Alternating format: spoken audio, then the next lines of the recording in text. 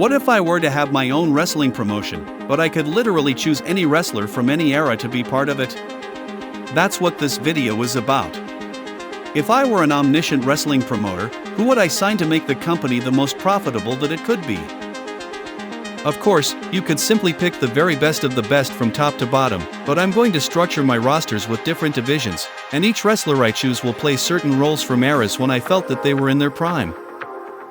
So this roster will consist of 8 main eventers, 8 mid-card, 8 undercard, 8 tag teams, 12 women, and 6 managers. That would make 58 people in total. So how this will work is that I'll choose any wrestler to put on my roster from any promotion, any era.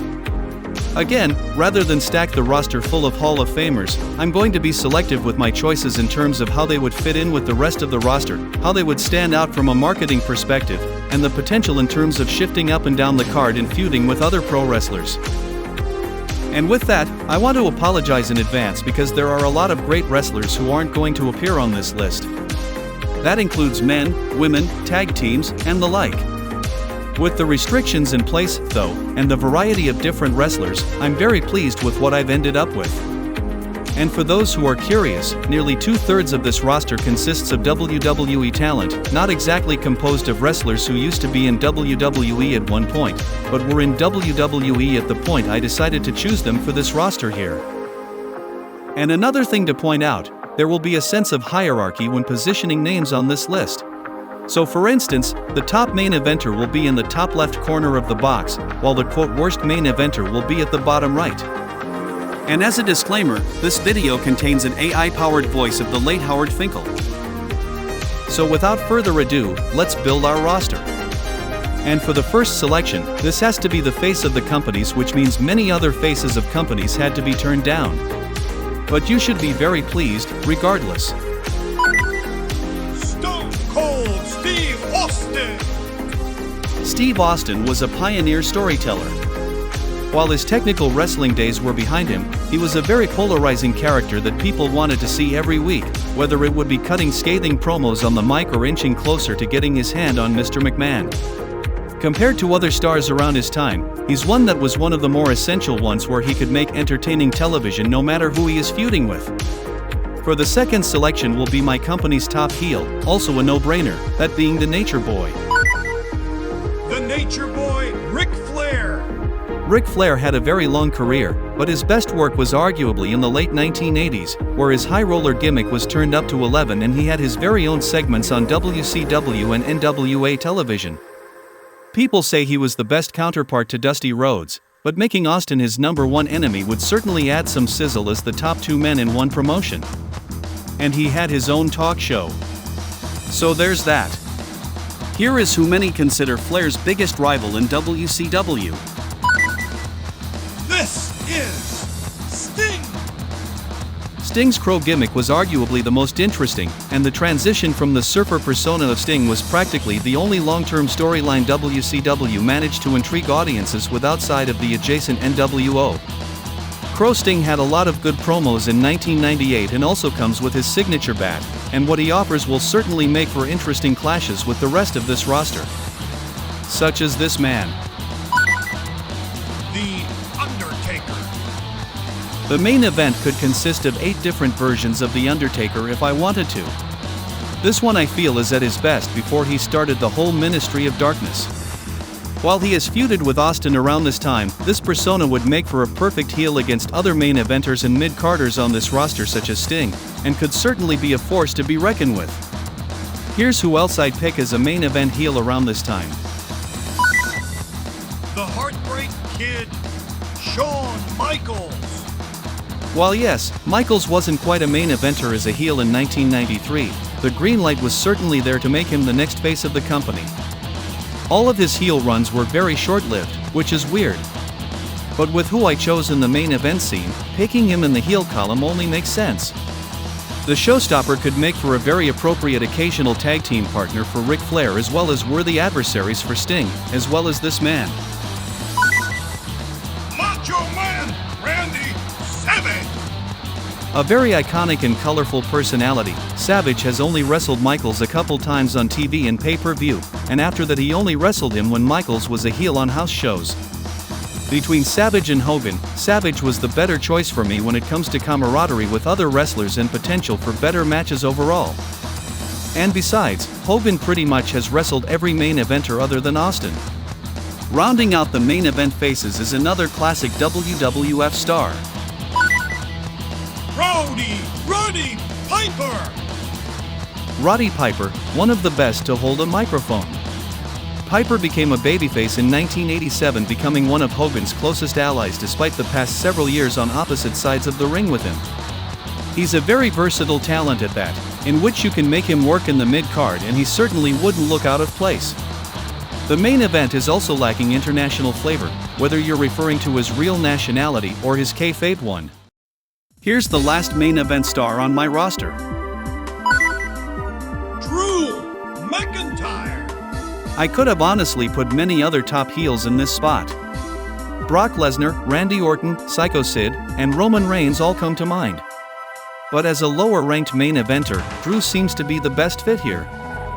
He's a big man that knows how to work, and he's decent on the mic in addition to bringing more international flavor to the main event scene. Having Drew feud with Piper would be a given, but having programs with Savage, Sting, and Austin would guarantee months' worth of entertaining television.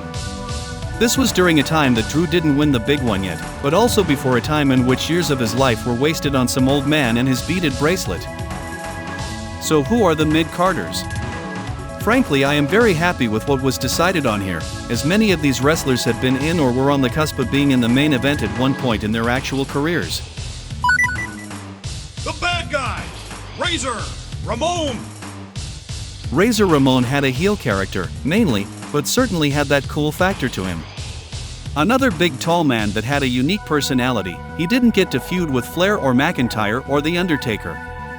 And I'm sure after I reveal nearly every single mid-card heel that this would be a fantastic wrestler to feud with each of them. So here is one of them. Eddie Guerrero! People usually point to this version of Guerrero with a vindictive attitude and a mullet as the best version he's had. Eddie Guerrero was a tremendous hand in WCW when the promotion was in need of quality mid-card heels in light of the NWO. Imagine Guerrero feuding with Razor over his fake Latino heritage. And they would get their cars involved. That would be money. Rey Mysterio! But of course, there's another rival of Eddie's that I just could not refuse to include on here. Without the size and without the promo skills, Mysterio had managed to defy Vince's expectations because of his speedy athleticism and his marketability. And without that many luchadors on the roster, he would meet a great need in that respect as well. Him being able to wrestle the likes of Drew and Shawn Michaels when he was younger would be something to look really forward to. He did actually wrestle Flair in early 1999, and that was a disaster. Regardless, he has so much upside, especially in 2006 when he was practically a young veteran who won the World Heavyweight Championship. So here's another classic mid-card act. Jake the Snake Roberts! One of the most methodical heels, Roberts knew how to play mind games with the likes of The Undertaker, Ricky Steamboat, and Randy Savage. The DDT was just the icing on the cake when it came to his whole brand. Having him feud with Austin, Sting, and Mysterio would do a lot to make for compelling storytelling. I am aware Roberts feuded with Austin before, but that was past his prime and he had a whole different angle back then. Here's another great heel that many might argue could be positioned too low. John Bradshaw Layfield! I honestly hated him when he was champion, but it just goes to show how believable of a character he was. Bradshaw really knocked it out of the park with his right-wing politician gimmick. While Bob Backlund had a similar gimmick a decade earlier, Vince was set on really making the gimmick take off with someone else, that being Bradshaw. Imagine he and Ric Flair teamed up. He could certainly also feud with Austin, Sting, Savage, and Razor and not look out of place. And with that said, another familiar face will accompany him on the heel column. Farouk when he was the leader of the Nation of Domination, except in this instance, he would just be by himself. Ron Simmons was a tough, scary dude. It was a shame he was too old by the time he made it to WWF, or else he probably would have been the company's first black world champion. He will go under his radical extremist gimmick, where he blames society's problems on people who don't have his skin tone. Now, while The Rock was the one that benefited the most from this stable, Farouk was the leader during most of its iterations, and he could certainly utilize it while in the mid-card or the main event. While with this group of colorful mid-card heels, there's certainly the perfect babyface to challenge them all when the time comes. The Big Boss Man. Big Boss Man didn't quite get that break he hoped for, both in WWF and in WCW, but hands down, Trailer had the best law enforcer gimmick. And given that this roster includes Farouk, Eddie Guerrero, and JBL, he could have an amazing start in terms of where you could place him creatively. While people might argue that his heel run during the Attitude Era made him more prominent, I don't think it measures up to his persona as a babyface. Rounding out the mid-card is another old-school babyface. The British Bulldog. British Bulldog is one of the best mid-card powerhouses in WWE's history and one of the best to never win a World Heavyweight Championship. Bulldog never got into a feud with Ric Flair, and he never even had a singles match against JBL or Farouk. He may have been a white-meat babyface back in 1992, but him being WWE's British ambassador allowed professional wrestling to flourish over in Europe. Having him work programs with Flair, Drew, and JBL are ones that I would look really forward to watching. Now, this next group of wrestlers is undercard wrestlers.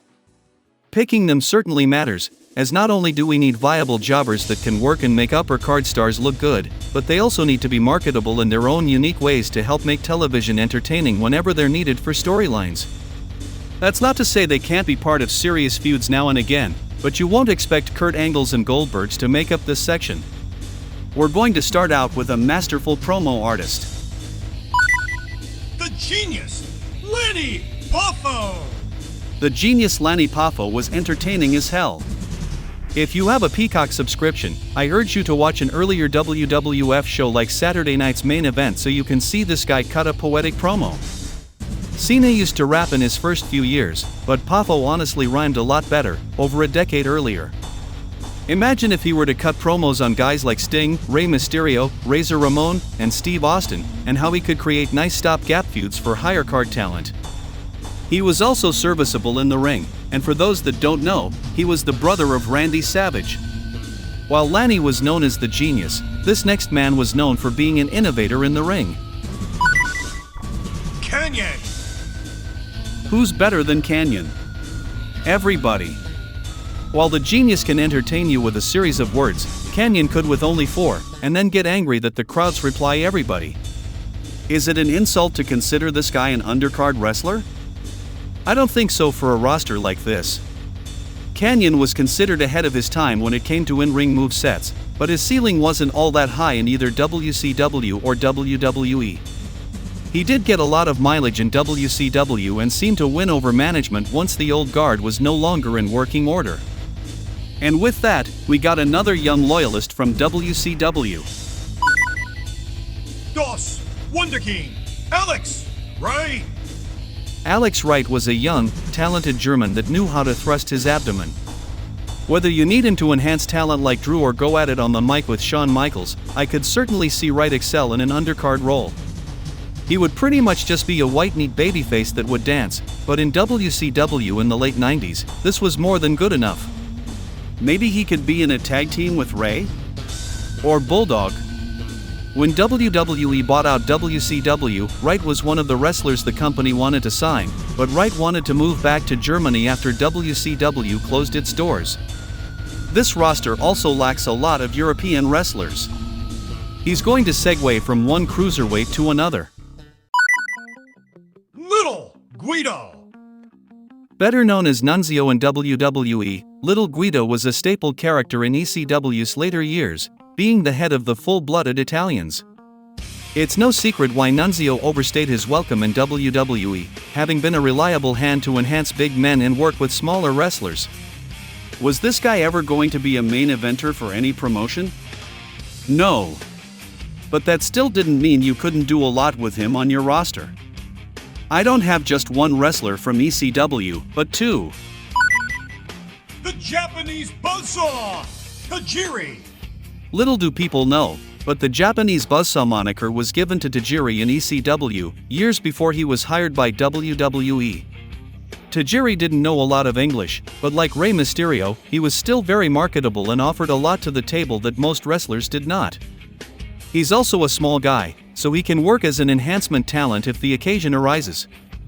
Now that we've just chosen 2 ECW wrestlers, there's still at least one more hardcore wrestler to show off in the undercard.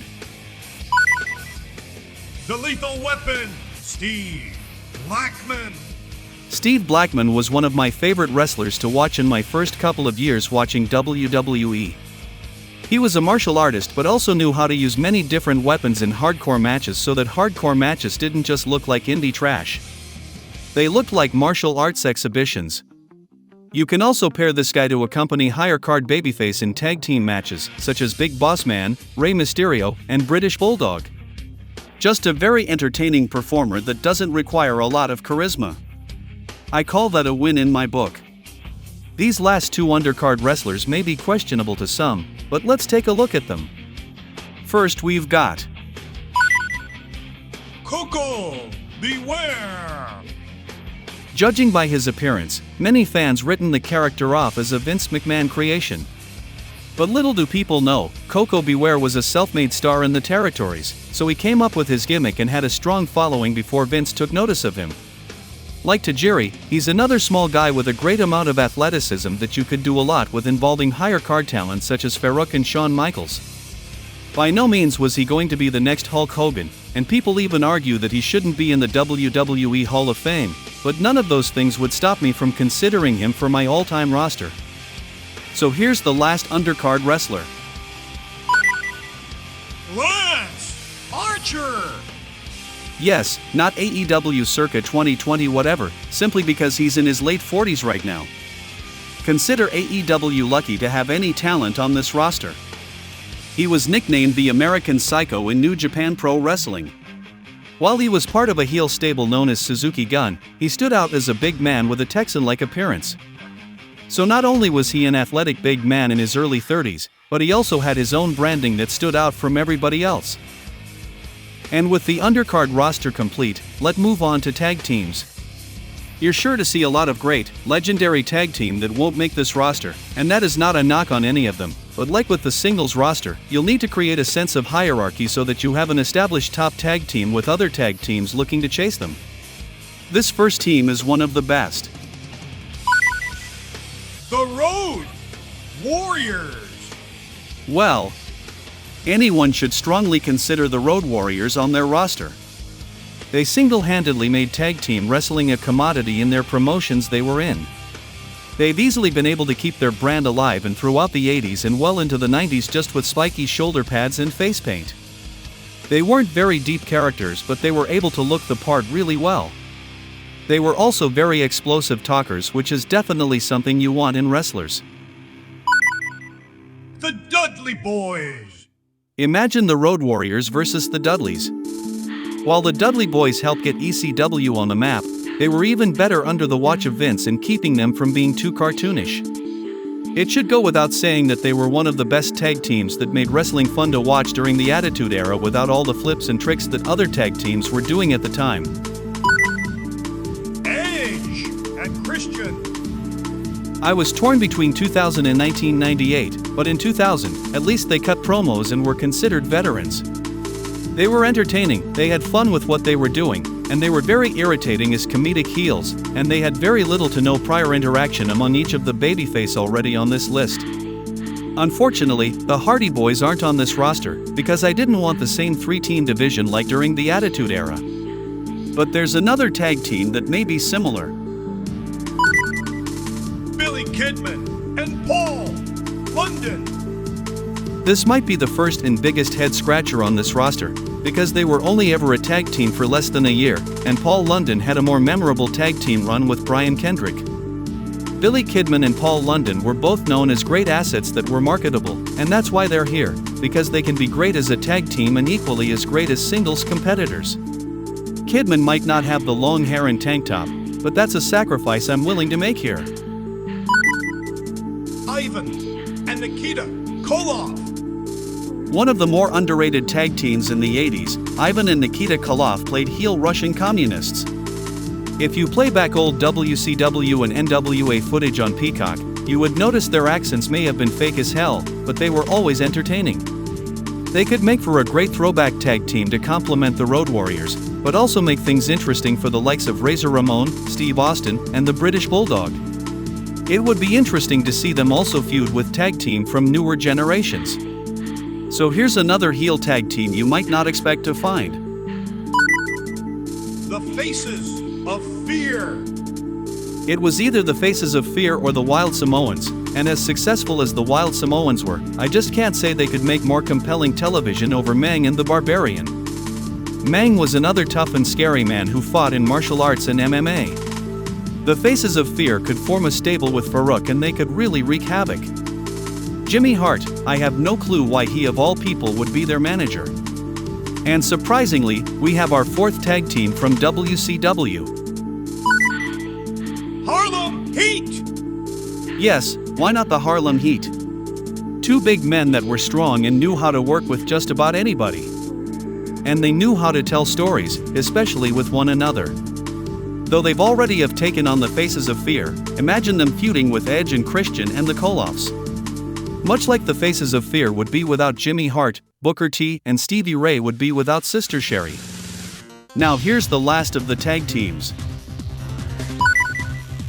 The Bludgeon Brothers. I like this tag team and how Vince managed to rebrand this team so they were no longer affiliated with Bray Wyatt. They worked well together, and while some may find Luke Harper to be in the wrong spot, he and Rowan are both big men that certainly can match up to the Road Warriors, Harlem Heat, and the Dudley Boys, even though they did wrestle the Dudley Boys before. This is a great spot for both of them, and they would certainly get a chance to shine against many tag teams and uppercard talent. Now this right here is 40 quality wrestler full of talent, personality, uniqueness, and they all span multiple promotions and generations. For the women, you should almost guarantee that most of them will come from WWE, but there's 12 on this list, and like the tag team list, there will be a hierarchy, from main event women to utility players. So like the men's roster, it won't be stacked with the best wrestlers ever, but I still have a good feeling about this roster, nonetheless. First we have one of two of the biggest women's wrestlers to come from the Attitude Era. Lita minus the Hardy Boys.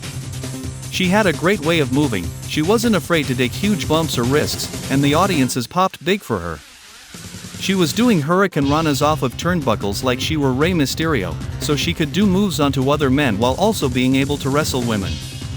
She didn't have much character to her in 2001, she was pretty much just a punk rocker chick who was kissing Matt Hardy, but nobody can question she would make a great top babyface. Now who would be this promotion's top heel? Rhea Ripley. I was torn between multiple different Rhea Ripleys. I ended up going with 2021 Rhea because she was at least the women's champion on the main roster and she had good matches and storylines that weren't love triangles. Strong as an ox, intimidating as all hell, and during a time before Triple H just made her a product of feminism, she was must-see TV. Rhea Ripley in her prime versus Lita in her prime would be such a treat to watch. Well, this isn't the only woman on the roster who was from a more recent era. The Empress of Tomorrow, Asuka. I called her the fifth horsewoman because the late 2010s was supposed to be all about the four horsewomen and she managed to take a large chunk of their pie without even speaking English all that well on TV. She's colorful and very charismatic in addition to being one of the best Joshis from Japan. If she were just a Joshi that knew how to wrestle, she wouldn't even be on this list. Bar none, the best and most decorated Japanese talent in WWE. After all that I've just said, this next move might be somewhat surprising. Kairi Sane. Kairi Sane is no Asuka, but she is probably one of the best second bananas in wrestling. There was Randy Savage, there was Owen Hart, and then there's Kairi. She's great to supplement Asuka, but she can also be used as talent enhancement if you need to. Because of how innocent she looks and how small she is, she could get beat up badly, and the audience would gain sympathy for her. She has a lot to offer, which certainly justifies her being on this roster alongside Asuka. Now on the heel side, I've come up with another possible team-up, but one you probably would never expect. Natalia! Yes, Natalia when she was younger. Like Rhea, she too was considered a powerhouse, but kinda like Kyrie, she works best when she props up others rather than prop up herself. You can create a brand for her, but she certainly won't have the flat-out best brand, but she can still be a key player when it comes to wrestling. She's managed to get by off this fact for nearly 15 years. Now this next woman I'm going to reveal, however, is not Beth Phoenix. As much as people would like to see a match between the Kabuki Warriors and the Divas of Doom, there's already Rhea Ripley, and in place of Beth could be somebody a bit more palatable and serviceable. Angelina Love! This might be another head-scratcher, but throughout wrestling history, I haven't been able to find another women's wrestler that could play the toxic blonde heel character better than Angelina. Of course, today, we have Tiffany Stratton, but judging the WWE product today, we'll probably never get to see her character fully fleshed out like Angelina's was in TNA. That's just a fact. She and Natalia are both blonde Canadians who wear pink and black often, so I can't see how they wouldn't be able to gel well as a duo. WWE also had Maurice, but she didn't have the in-ring IQ. Angelina could also potentially be a manager for guys like Edge and Christian, Ric Flair, or even Razor. And next we go back to the butterfly belt era in favor of one of the more easy to love, yet easy to hate heels. Melina! Her gimmick was that she was an A-list celebrity that was obsessed with herself and stepped on just about anyone to get to the top. It's a shame we don't have characters like this anymore. And for a while, she was a bigger name in the company compared to John Morrison and Joey Mercury. As a plus, she was very flexible and was far from the worst wrestler. Melina could also be a heel manager for somebody like a Ric Flair or even an Eddie Guerrero. Now on the babyface side, you're sure to see at least two older names, but this one is a Hall of Famer. Jacqueline! Like Natalia, Jacqueline was a workhorse wrestler that didn't have a big brand to her, but was very impressive in the ring. What was great about Jacqueline, though, is that she was able to mesh well with people that were different races from her. For the life of me, I couldn't honestly see her being a valet for Coco Beware, but I could see her with Big Boss Man. She was the manager of Harlem Heat for a short while, which did work until Jacqueline was no longer with WCW. Her promos were far from the worst, either. And since we're on the topic of Harlem Heat managers, here's the next reveal. Sensational! Sherry! The longer time went on, the more I understood Sherry as a character. She was sinister, plain and simple, but was a beautiful kind of sinister that made men fall for her. It's unfortunate that she was practically in the wrong era and was most often used as a manager in the 80s and 90s, because she knew how to work and take bumps. Because in any later era, she could have been one of the best characters and workers in the company. Putting her in the ring against Lita or Asuka would be smart. Personally, putting her with the Harlem Heat in WCW was not the right move. Her services could have been put to better use if she was with the Faces of Fear, instead of freaking Jimmy Hart of all people. So, we're going to round out the heel women with another old-school pick. The Hawaiian Princess, Leilani Kai! Leilani Kai was fortunate to have had a very long career. For the most part, she was a run-of-the-mill mat worker, but she was also surprisingly very strong and did Samoan-like moves in the ring. There are many great women's wrestlers in WWE both today and from eras ago, but I honestly can't put any at the bottom of the heels list aside from her. It's hard because while you need wrestlers who are considered all-time greats, you need enhancement talents as well, and Leilani certainly meets this criteria. It helps that she was also known as the Hawaiian Princess, so it's certainly a brand you can also build if you need to. Two women remaining, both on the babyface side. This one, you've probably never even heard of in your life. Misty Blue! Now who is this? Misty Blue was in the women's wrestling scene in the 80s and early 90s. She had matches with many prominent women at the time like Medusa, Sherry, Leilani, Luna Vachon, Bertha Faye, and even Dusty Rhodes and the Koloffs. She was a very technical worker and you wouldn't even tell by looking at her. Like Leilani, it would seem like quite an insult to label anybody else a jobber in this spot, but again, there's much here you could work with. There are a bunch of matches you can watch on YouTube. She appeared in adult films, which is why she was never signed to WWE, but this is my list. So last but not least, we got another oddity, for lack of a better term. The leader, Chris Statlander. She only had her space alien gimmick for less than a year since being signed to AEW, but frankly, I've seen enough to judge that it could be an insanely marketable endeavor if some wrestling promoter with some common sense felt like they wanted to make money. Like, think of a female version of The Undertaker, but instead of a gothic aesthetic, it was a sci-fi aesthetic. You have a strong, imposing athlete that could work to entertain crowds in more ways than one. And on top of that, you can give her storylines that you couldn't give to anyone else, so there are certainly perks to having over-the-top characters like this. It would be amazing if she were to wrestle Rhea Ripley. So, who do I have for managers? I'm not going to sugarcoat this section. Here I have 6 managers. I'll just run down these real quickly. Miss Elizabeth. You need her to be with Savage. Enough said. Slick, there are easily a bunch of wrestlers and tag teams he could manage. The Bludgeon Brothers, JBL, Farouk, Jake Roberts, Razor Ramon, and so on. Bobby Keenan, another successful manager you could count on to manage an equal amount of wrestlers, like Sid, JBL, Ric Flair, Lance Archer. Divery, he occasionally wrestled and he could have been one of the best managers. I could specifically see him manage the Koloffs. James Vandenberg, he could certainly get involved in storylines involving the more goth and oddball wrestlers on the roster.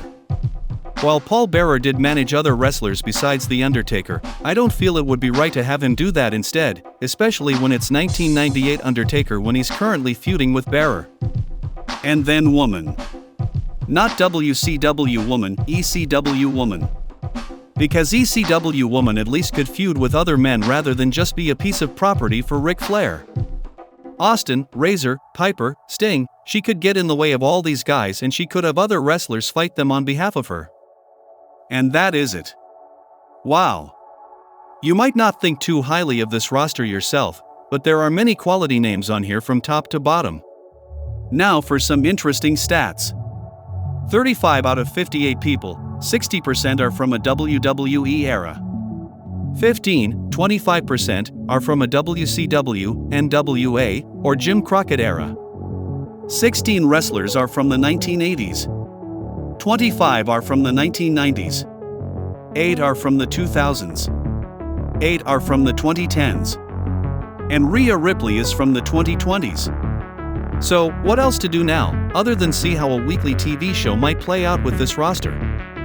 Enjoy!